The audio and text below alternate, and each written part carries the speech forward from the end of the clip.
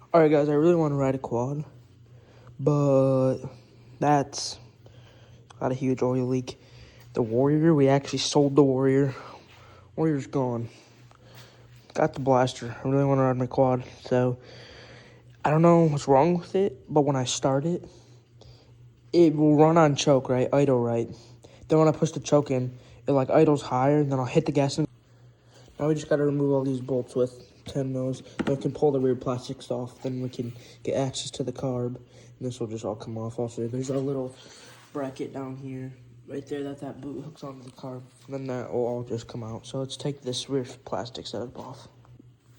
Now that we got all the bolts off and loosen that clamp down there, the plastic should just lift off like this. There we go. Now we got access to this. Set that down. Now we can go over here. Now we got access to our carb right there.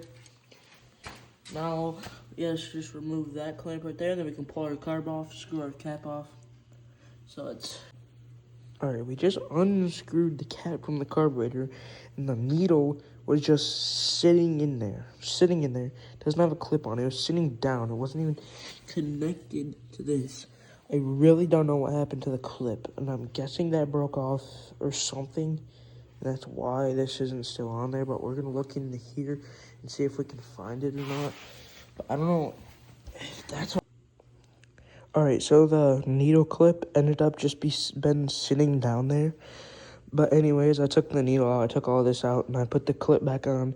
I pinched it on better with some, like, channel locks or needle noses. I just pinched it around the thing better so it won't fall off, because I'm guessing that's just what happened. I took all that out, fixed it, put it back to where it needs to be set at. Now we have the needle back on, which is really strange to happen. I've never...